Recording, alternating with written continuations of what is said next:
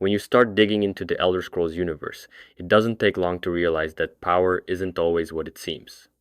In a world where mortals can ascend to godhood, literal dragons speak in words that shake the fabric of time, the question of who's the most powerful race is way more complicated than it sounds. It's not just about brute strength or magic spells or who has the fanciest armor. Power in Elder Scrolls lore can mean influence over the cosmos, control over time and space, closeness to the divine, or even the ability to alter fate itself.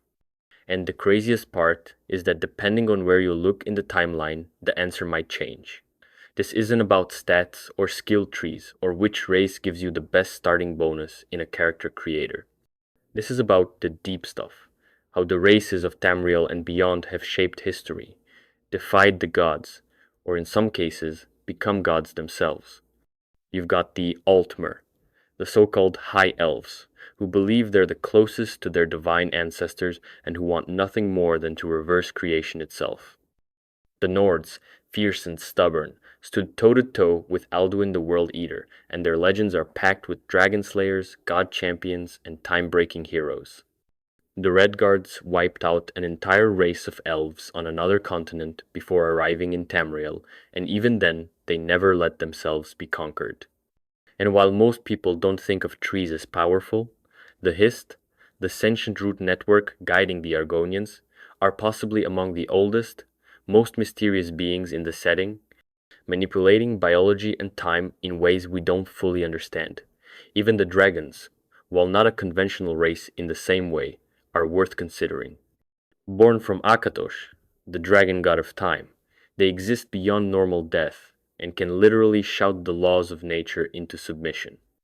Alduin wasn't just a world-ending threat because he was strong. He was the end of the Kalpa itself, the cosmic cycle of creation and destruction. That's not a villain, that's a force of reality. But maybe power doesn't just come from age or cosmic backing. Maybe it comes from defiance, like the Chimer turning their backs on the Hydra and walking their own path, eventually becoming the Dunmer through Azura's curse. Or the Imperials, who unified most of Tamriel under two separate empires and created magical safeguards like the Amulet of Kings to protect reality from the Daedric realms. In fact, Tiber Septim himself, a mortal man, rose so high he became Talos, a god added to the pantheon through sheer mythic weight. So who really sits at the top of the food chain? Is it the one who's closest to the gods, like the Altmer? The one who bent time and survived extinction, like the Nords? The one who may have left reality entirely, like the Dwemer? Or is it the ones who persist, adapt, and rise again and again, like the Redguards or Imperials? This is the heart of the question. Elder Scrolls doesn't hand you easy answers. It gives you myths, texts, ruins, prophecies, and then lets you piece together the truth. And that's what makes asking about the most powerful race so fascinating. And today we are going to look at the lore of each race, which I think could be considered a worthy contender for the most powerful title. And in the end, we're going to try to look at which race is actually the strongest. Let's start with the Mer, and the first one are the Altmer. The Altmer, or High Elves, are often seen as the most magically gifted and cosmologically aware of all the mortal races on Nirn. Their lineage traces back to the ancient Aldmer, the original elven people said to have descended directly from the Aedra, the divine spirits who helped shape the world. To the Altmer, this ancestry is more than pride. It's a blueprint for what they believe they were always meant to be.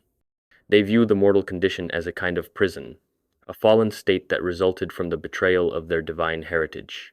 Where men embrace mortality as a gift, the Altmer see it as a curse to be undone. This belief has shaped everything about their culture, their politics, their religion, even their obsession with preserving racial purity. They see themselves as closer to divinity than any other race, and their ultimate goal, particularly in places like the Somerset Isles and under groups like the Thalmor, is to restore the world to a time before it was tainted by creation, before Lorcan tricked the gods into sacrificing themselves to create the mortal plane. That vision may sound abstract, but the Altmer have always approached it with deadly seriousness.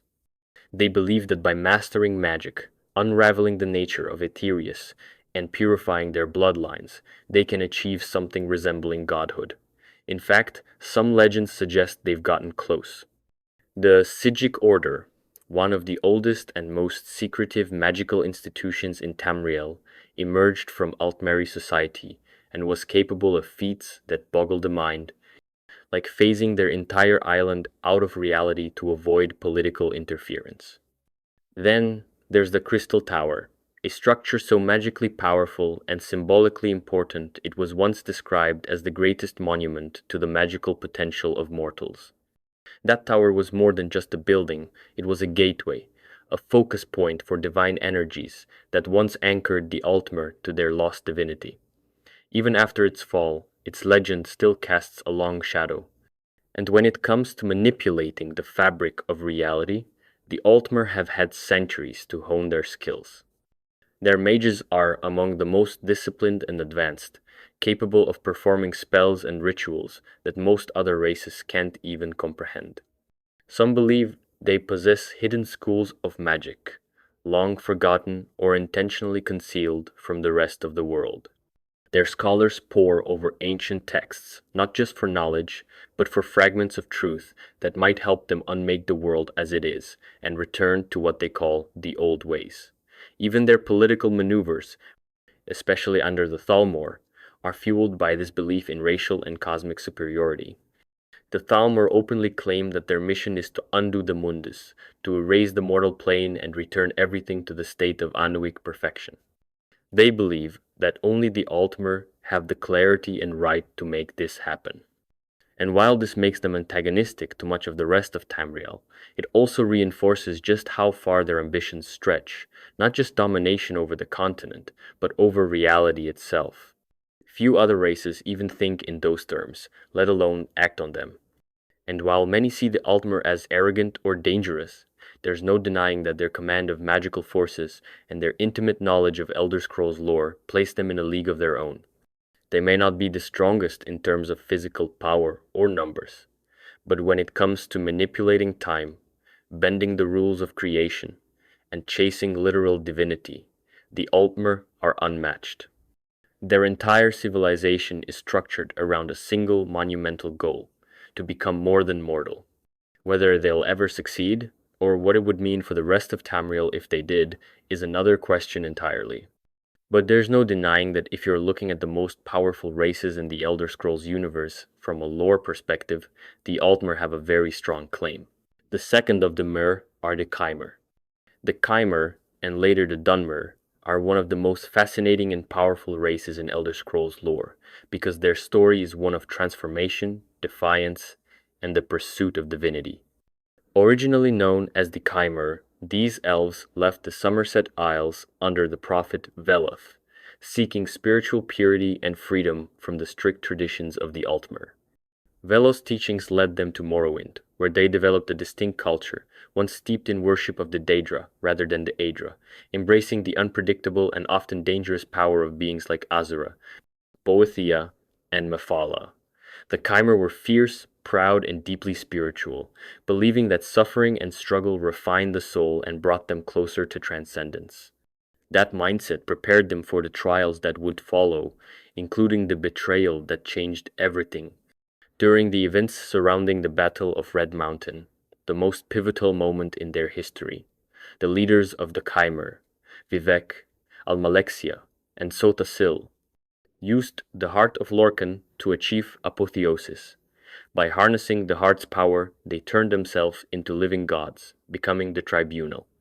It was an act of supreme ambition, and while it granted them immense power, it also drew the wrath of Azura, who cursed the entire Chimer race. Their golden skin turned ashen, and their eyes became fire red. From that moment on, they were known as the Dunmer, the Dark Elves. This transformation wasn't just cosmetic, it symbolized the price of betrayal and the complicated relationship the Dunmer have with their own legacy. Despite the curse, the Tribunal ruled over Morrowind for thousands of years, using their divine status to guide, protect, and shape their people. Each member of the Tribunal represented a different aspect of Dunmer society. Vivec was both warrior and poet, embodying duality and conflict. Almalexia represented compassion and order, acting as a guiding mother figure, and Sotasil was a mysterious architect, obsessed with machines, logic, and reshaping reality. Through their influence, Morrowind became a place of immense cultural and magical power, unlike any other region in Tamriel. The Dunmer were not just followers, they were believers in the idea that mortals could surpass their limits and become something greater. The existence of the tribunal proved that the boundaries between God and mortal could be broken. Even after the tribunal's fall, the legacy they left behind endured. The Dunmer continued to survive invasion, natural disasters, and political upheaval, always adapting while holding on to their intense sense of identity. Their connection to magic remained strong, with powerful sorcerers, necromancers, and battle mages rising throughout their history. They mastered the blend of religion and politics through institutions like the Temple and the Great Houses, which shaped every aspect of life in Morrowind. The Dunmer are known for their resilience, their willingness to endure pain for a greater purpose, and their belief in the strength of their own path, even when it runs counter to the rest of the world. They are among the few races who have walked with gods, worshipped Daedra openly, and witnessed mortals ascend to divinity and fall from it. That experience gives them a unique understanding of power, not just as something to be wielded, but as something to be earned and sustained through will, sacrifice, and belief. Even after the heart of Lorkhan was destroyed and the tribunal lost their power, the cultural and magical foundations they built remain intact. The Dunmer still revere their ancestors, still harness magicka with unmatched precision, and still occupy a critical place in the lore of the Elder Scrolls. Their story is a testament to how a race can rise, fall, and rise again through sheer force of conviction. When it comes to power, measured not only in raw magic but in influence, endurance, and the pursuit of the divine, the Dunmer are a race unlike any other. They are living proof that even in a world ruled by gods and Daedra, mortals can still carve out their own legends, and sometimes even become one. Another worthy contender of the Mer are the Aelides. The Aelides were the wild elves of Tamriel, and even among the magically gifted races, they stood apart for their brutal mastery and deep connection to the forces of oblivion. Often remembered for their cruelty, the Aelides were much more than just tyrants. They were visionaries in their own right, sorcerer kings who built sprawling cities of impossible beauty and terrifying power. These were not humble mages. They were architects of an empire that blended high magic, Daedric influence, and the raw will to rule. While many Mer clung to the traditions of the Aedra, the Aelids chose a different path. They openly embraced the Daedra, not just worshipping them, but forming pacts that allowed them to wield forbidden magics and command creatures from the darker realms. Their civilization was not only built on stones and towers, but on blood and fire, with power drawn from sacrifices and soulcraft. Their capital, the White Gold Tower, stood as a testament to their genius, a structure of mythic importance, later becoming the heart of the Cyrodiilic Empire itself. But long before the empire rose, the Aelides ruled the Nibelheim Valley and beyond with iron will and arcane dominance. The Aelide lords were known for their unique spellcraft, including the manipulation of light itself, earning them the name Heartland High Elves. Their artifacts, such as the Welkind and Varla stones, could store vast reserves of magicka, suggesting an understanding of magical engineering far beyond even the Altmer. They built labyrinthine underground cities and floating structures powered by arcane cores, embedding magic into the very bones of their civilization. Many Aelide ruins still hum with residual power long after their creators vanished. The Aelides believed in personal ascension, not through worship or meditation, but through power, magical, political, and spiritual. The most powerful among them were said to have been able to warp reality, bend time, and commune with Daedric princes directly. Some even claimed that certain Aeliad sorcerer kings reached a state of near divinity. Their alliance with Daedra wasn't just symbolic, it was literal. Creatures like Aurorans, golden Daedric beings of light, served them, especially those aligned with Meridia. This connection granted them incredible abilities and bolstered their dominion, making them nearly untouchable in their prime. But their reliance on Daedra also planted the seeds of their downfall. The Aelids ruled over humans with cruelty that surpassed even myth. Slavery, torture, and sacrificial rites were common. The Alician rebellion, led by the slave queen Alicia, eventually rose against them, and with aid from gods like Akatosh and Daedric princes like Meridia herself, the rebellion succeeded. The fall of the Aelids was brutal and thorough, but it didn't erase their legacy. Many of their ruins remain intact, still guarded by ancient constructs and traps designed with magical precision. The secrets of their spellwork, architecture, and artifacts are still studied by scholars, mages, and treasure hunters alike. Even the Adric and Daedric influences in Cyrodiilic culture today can be traced back to them. Despite being wiped from the political map, the Aelids are anything but forgotten. Their influence lingers like a ghost over the heart of Tamriel, their white gold tower still standing as a silent monument to a time when magic ruled without restraint. In terms of sheer magical might and cultural impact, the Aelids may have burned bright and short, but they reshaped the world while they did. They weren't just a powerful race, they were a race of apex magocrats, willing to do anything to climb higher, no matter the cost. And even in their ruin, their name still echoes through the halls of magic and myth alike. And the last of the Mer are the Snow Elves. The Snow Elves were once among the most powerful and elegant races in all of Tamriel, ruling over Skyrim long before the arrival of men. Known for their grace, intelligence, and deep connection to magic, they were not primitive or isolated. They were builders of great cities, keepers of arcane secrets, and defenders of a civilization that stretched across the northern wilderness. In their time, they were called the Ice Elves, or the Falmer, and they held dominion over Skyrim's mountains and valleys, creating temples and towers that shimmered with magical energy. Despite the icy landscape they called home, they thrived, crafting architecture and magical practices that suited the frozen world around them. Their society was complex and centered around both spiritual and magical traditions, with some snow elves serving as priests of Auriel, the elven chief deity, while others mastered frost-based magics and illusion. They were proud but not arrogant, wise but not passive.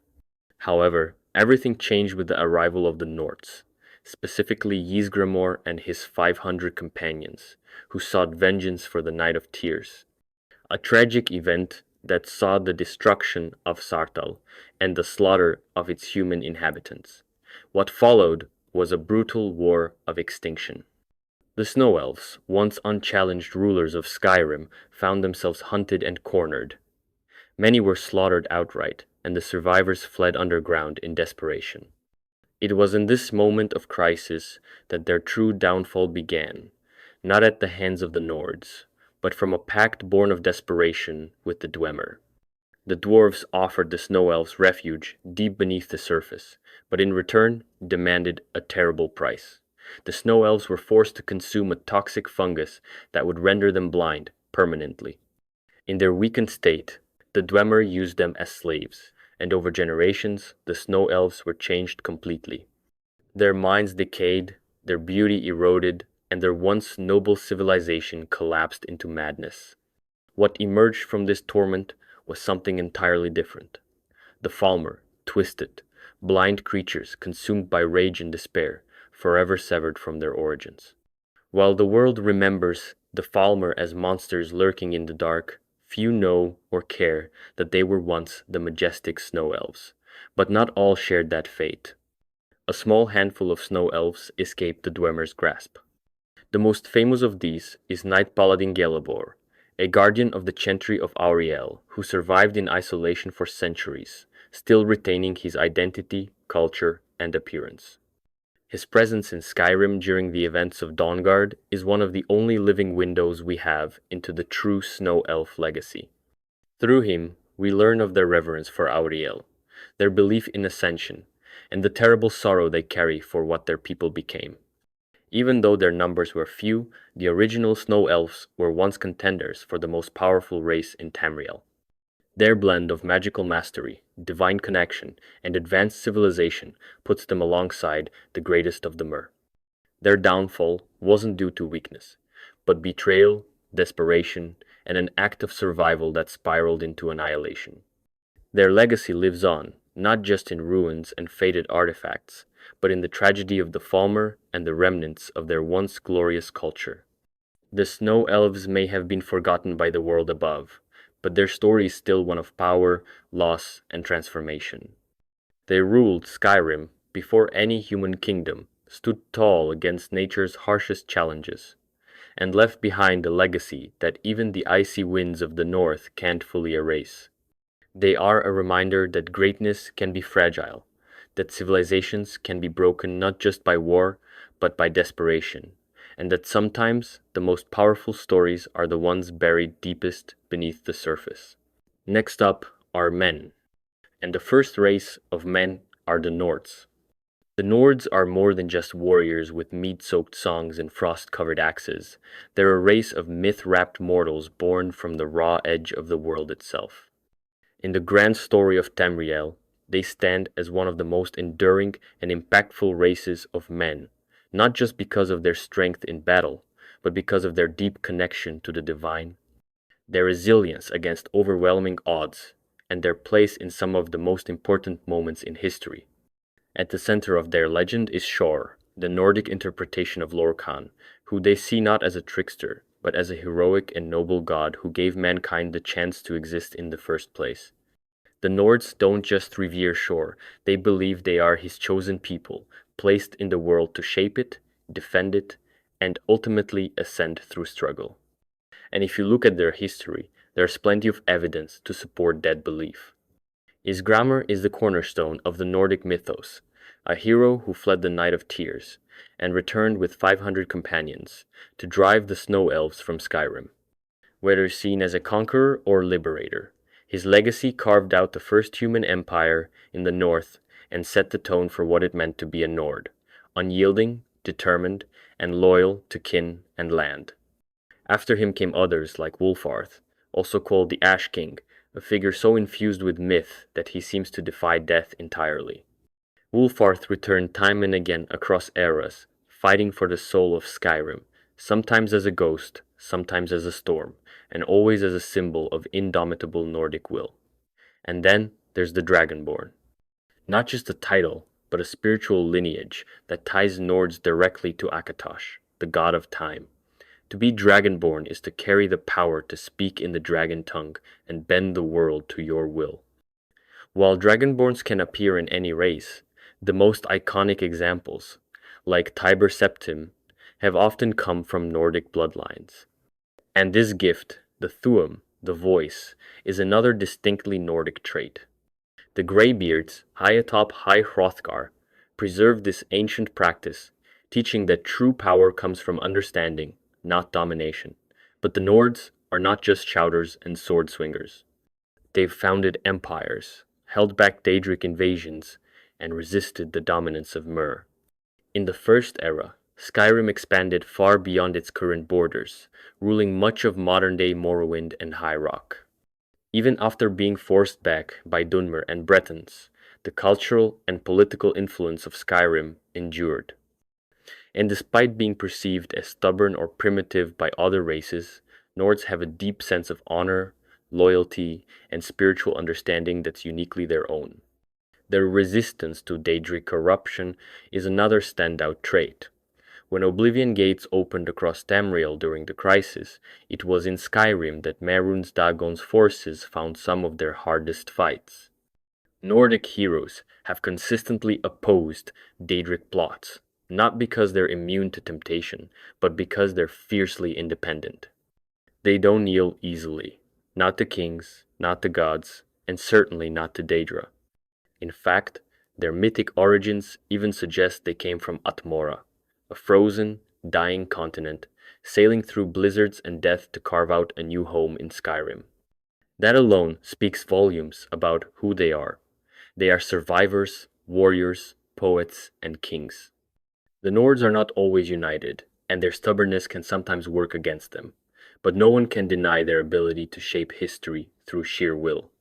Whether raising a sword against mere rule, rebelling against imperial control, or embracing prophecy and becoming dragonborn, the Nords continue to assert themselves as a race that doesn't just live in the world, but leaves a mark on it.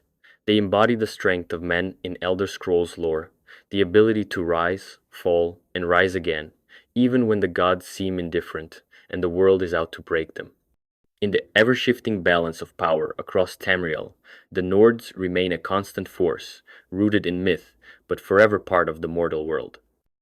Whether on the battlefield or in the halls of Sovngarde, their legacy is one of bravery, sacrifice, and unshakable resolve. They don't need towers or divine schemes. They have belief, tradition, and a kind of raw mortal power that bends even the coldest fate.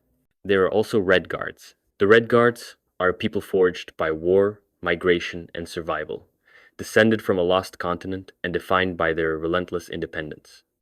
Long before they ever set foot on Tamriel, they were the Ragada of Yokuda, a warrior civilization so advanced and so capable that they not only ruled their world but also brought it to ruin. Yokuda was a massive landmass far west of Tamriel, home to different kingdoms and philosophies, but the Redguard's ancestors stood apart through strength and conquest. The Hiradirge, Nato Tambu, and Ansei were noble castes among the Yokudans, warriors, and sword singers, whose power wasn't just skill with a blade, but magical in nature. Their legendary Shehai, the spirit sword, was the manifestation of their soul, a weapon born of pure will, precision, and honor. These weren't just metaphorical tools, but actual constructs of power, summoned in combat and capable of incredible feats. The sword singers elevated martial ability to something divine. But for all their might, Yokuda fell. Whether through civil war, natural disaster, or divine punishment, the continent was shattered and lost to the sea. The Ragada, meaning warrior wave, set sail across the ocean to Tamriel, bringing with them their culture, weapons, and indomitable spirit. They landed on the shores of Hammerfell, and rather than negotiate or assimilate, they carved out a place for themselves through battle.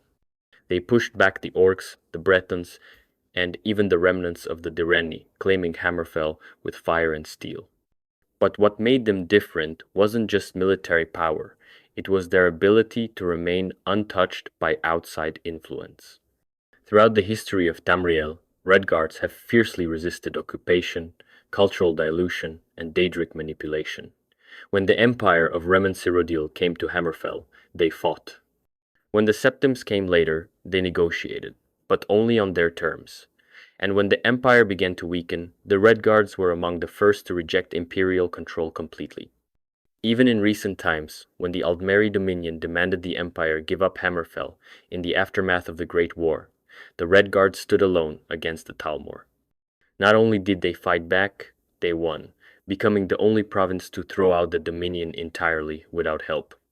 Their culture is centered around discipline, honor, and the belief that true strength comes from within. They follow the teachings of the Yokudan gods, particularly figures like Onsi and Diagna, gods of war and strategy, and they view the world as something to be shaped through action, not passive belief. One of the most interesting aspects of their mythology is Satakal, the Yokudan version of the world serpent. In their belief, the world is constantly dying and being reborn, and only those strong enough to learn the walkabout can survive from one cycle to the next. This ties into the idea that the most powerful of their sword singers didn't just live, they achieved a form of immortality through understanding the cycles of the world and mastering themselves completely. It's also said that during the days of Yokuda, they wiped out the left-handed elves, a mysterious and possibly extremely powerful elven race that ruled parts of the continent. While little is known about these elves, the fact that the Yokudans destroyed them speaks volumes about the Redguards' strength. Over the centuries, the Redguards have produced countless heroes, kings, and warriors. Frandr Hunding, one of the greatest sword singers, wrote the Book of Circles, a martial philosophy that still guides Redguard warriors today. His son, Divad the Singer, is said to have fought an entire war while preaching peace. Others, like Makeleleki, became legends after fighting entire armies alone. But even beyond the battlefield, Red Guards have maintained a distinct identity. They don't worship the Nine Divines in the way Imperials do. They don't trust mages, preferring swordplay over sorcery. And they've never allowed foreign rule to last long in their lands. Their architecture, language, dress, and customs all reflect their heritage from a world that no longer exists. And in that, they carry a legacy unlike any other race in Tamriel, a legacy that stretches beyond time, across oceans, and through every empire that has ever tried to tame them. The Red Guards don't just survive, they endure, they overcome, and they win. Even when their homeland was swallowed by the sea, they didn't fade, they adapted. Even when outnumbered and surrounded, they fought on and claimed victory. Their power lies not just in their past or their blades, but in the unshakable certainty that no one owns them.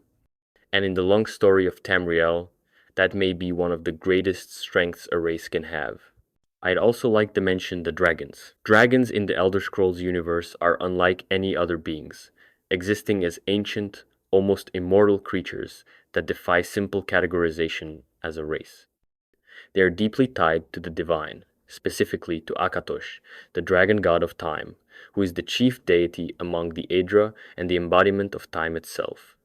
Dragons are, in many ways, the living manifestation of time's flow, and this connection grants them abilities far beyond mere physical might. Their most iconic power comes from the Thu'um, or the Dragon Shout, a form of magic based on the language of dragons that can manipulate reality by bending time, space, and natural forces to their will. When a dragon unleashes a shout, it's not just a blast of power, it's a ripple in the fabric of time that can stun enemies, breathe fire, or even slow or speed up time around them. Unlike mortal races that age and die naturally, dragons are functionally immortal. They cannot be killed through ordinary means because their physical death is only part of their existence. The key to truly destroying a dragon is to consume its soul. This is no small feat. When a dragon dies, its soul remains, and if it is absorbed by a mortal, that individual gains the dragon's power, which is the foundation of the Dragonborn's unique abilities. The soul is the essence that keeps the dragon tied to the world, and without it, the dragon cannot be reborn or return. Alduin, known as the World Eater, is the most infamous dragon in the lore. Prophesied to bring about the end of the world, Alduin represents the destructive side of time, devouring the present to usher in a new age by destroying everything first. He is not only powerful but also feared by gods and mortals alike.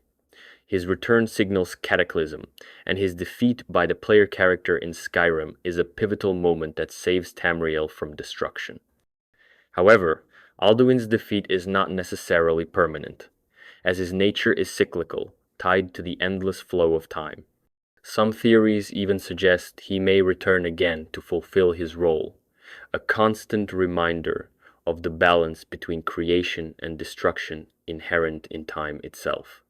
Dragons also have their own complex culture and hierarchy, with many individual dragons holding unique personalities, histories, and allegiances. They are proud creatures, often aloof and mysterious, sometimes revered as gods by the ancient Nords who first encountered them. The language of the dragons itself, the Old Tongue, is a lost art except for those with the Dragonborn's power, making their communication a rare and ancient form of magic. Unlike other races that evolve and change, dragons represent a timeless force in the Elder Scrolls universe, existing outside the normal flow of mortal events. They are more than beasts, they are elemental forces, embodiments of natural laws and cosmic cycles. Their presence alone reshapes the world around them, commanding respect and fear. Their influence stretches across history, mythology, and prophecy, making them one of the most potent forces in Tamriel's lore. In summary, dragons are unique beings tied directly to Akatosh and the flow of time, possessing immense magical power through the Tuum, near immortality unless their souls are consumed, and a destiny intertwined with the fate of the world itself. Alduin's role as the World Eater highlights their potential for destruction and renewal, placing dragons among the most powerful and awe-inspiring entities in the Elder Scrolls universe.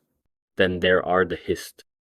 The Hist stand as one of the most enigmatic and profoundly powerful presences within the Elder Scrolls universe, often overshadowed in popular discussion by more overtly dramatic forces such as dragons or Daedric princes, yet their influence runs deeper and reaches further than most realize. To the casual observer, the Hist appears simply as ancient, towering trees rooted in the swamps and marshlands of Black Marsh, home to the Argonians. But this is a vast understatement of their true nature. The Hist are sentient, interdimensional entities whose consciousness transcends the physical realm. They are more than mere flora.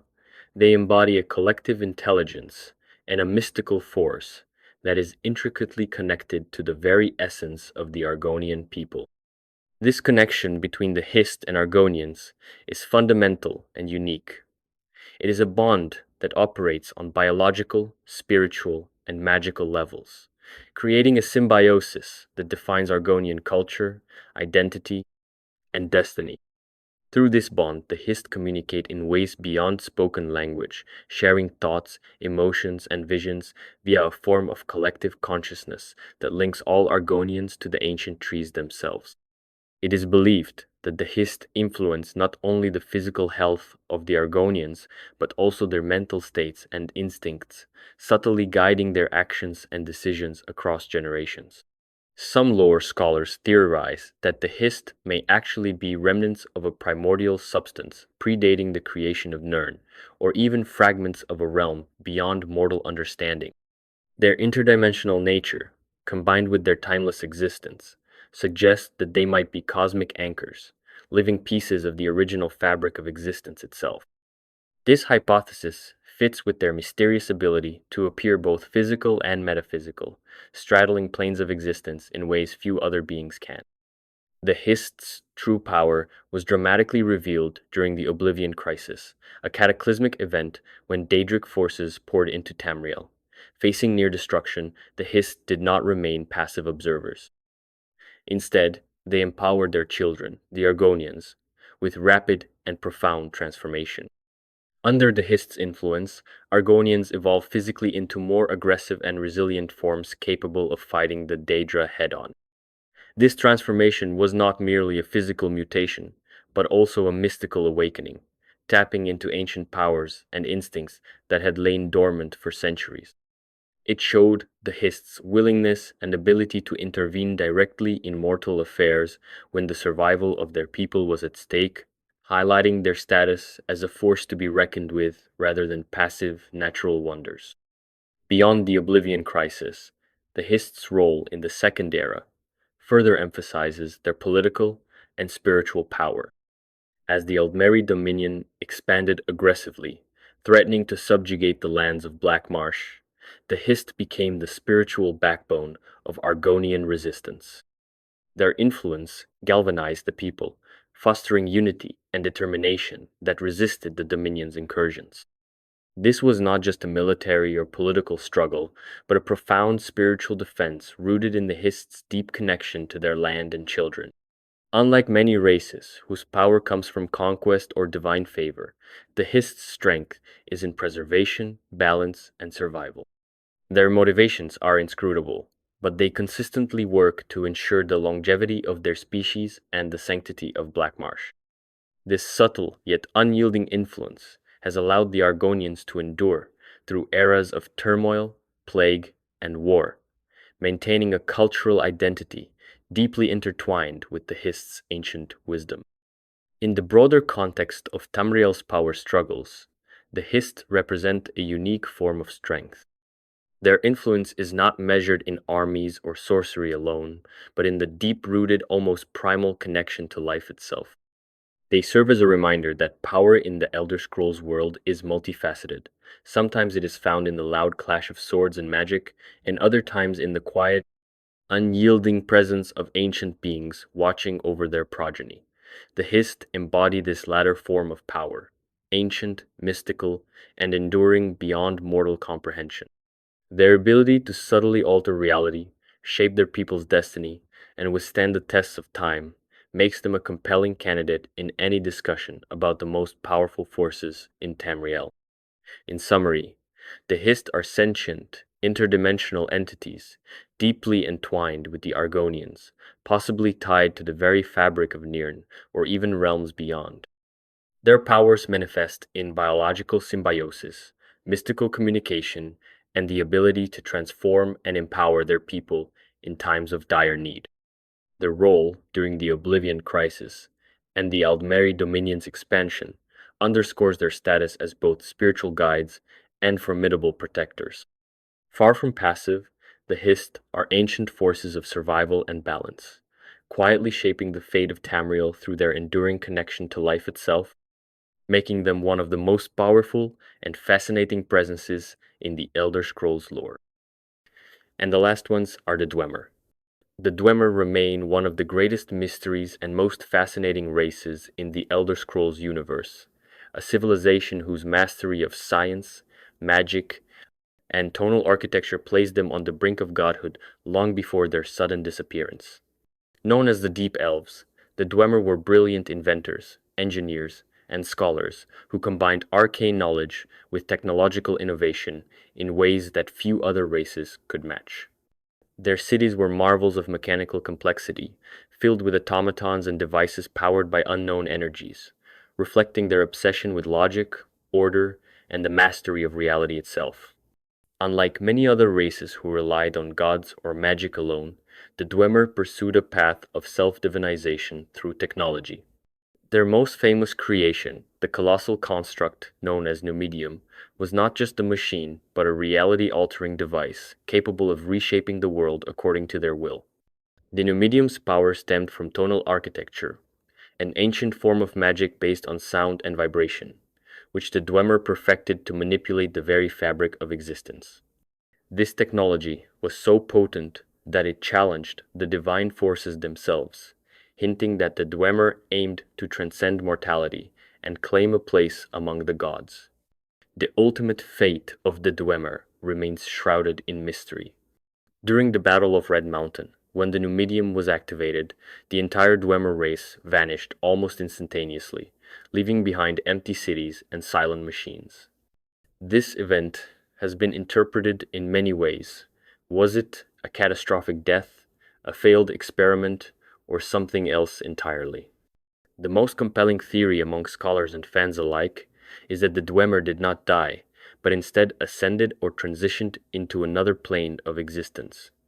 This mass disappearance might have been a form of transcendence, an escape from the limitations of the mortal world into a higher state of being, or a merging with the tonal energies they had mastered.